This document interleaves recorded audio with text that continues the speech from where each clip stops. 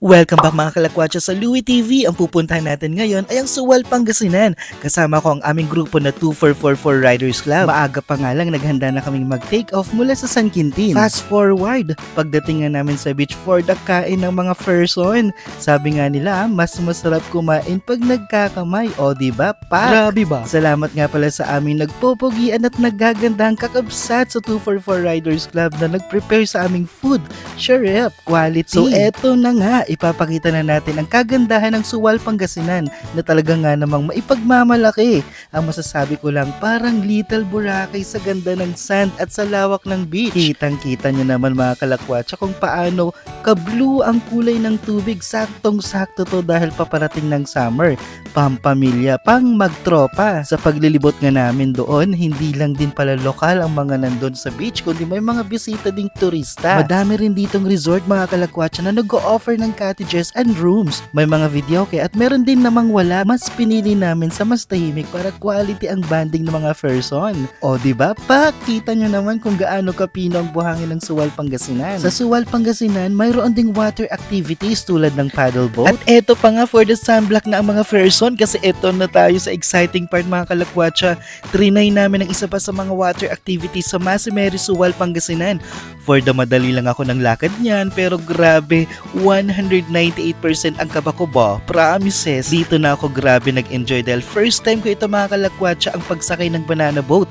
Grabe, halo-halong kaba ang naramdaman ko pero sobrang worth it at sobrang enjoy lalo na kasama ko mga kakabsat ko sa 2444 Riders Club. Ayun na nga, napagod ang person kaya nag-fishball muna tayo. Shoutout kay ate, may Louie TV sticker na agad real quick.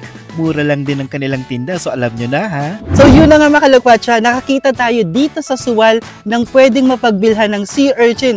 Mga kalakwatsa, dati nakikita ko lang to sa Facebook pero ngayon matitikman natin. So eto mga kalakwatsa, medyo jutes nga lang siya. Pero at least matitikman natin ang sea urchin. Tinuruan naman tayo mga kalakwatsa kung paano buksan ng sea urchin. Mag-iingat lang po kasi mapusok siya. May mga patusok siya. So ayan, bubungkal-bungkalin mo lang ng ganyan tulad ng pagbubungkal ng ex mo sa mga panloloko mo. Charot! Grabe ba? Tatanggalin lang ang mga black part ng sea urchin sa loob hanggang kulay yellow na lang ang matitira. Okay mga kalakwatsa, so after natin malinisan ng sea urchin, yan, kita nyo naman, yellow. Yung kulay yellow pa ang kinakain sa loob ng sea urchin at titikman na po natin. Let's go! So titikman muna natin siya mga kalakwatsa ng walang suka dahil usually nilalagyan po ito ng suka.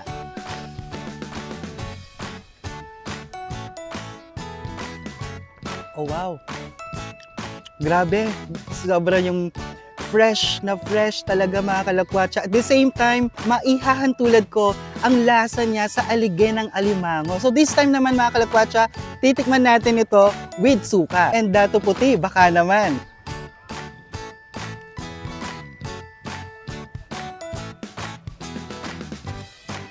Wow!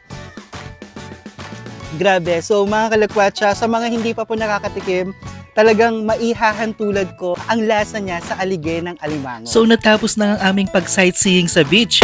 Grabe ba? Ang beach adventure. Kaya bago umalis, syempre magdadasal muna tayo for a safe ride. O pak, pauwi na. Brum brum brum na. Papak doon!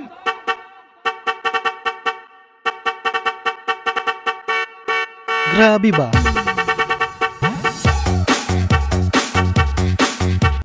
At hindi nga namin pinalagpas ang pagtikim ng kaliskas ng Pangasinan.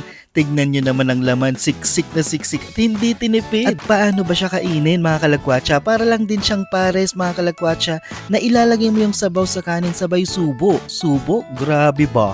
Quality talaga dahil sinamahan pa nila ng dugo at sabaw ng bulalo. At syempre para mas ganahan tayo, nilagyan natin yan ng chili oil. Sharep!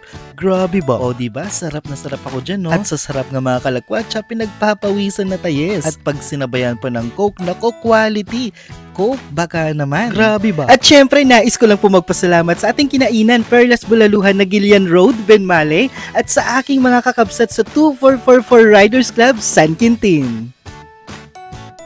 Mga kalakwatsa, sana na-enjoy nyo ang video na ito. Suportahan po ninyo ako at i-click ang subscribe button para magkasama-sama ulit tayo sa susunod na vlog.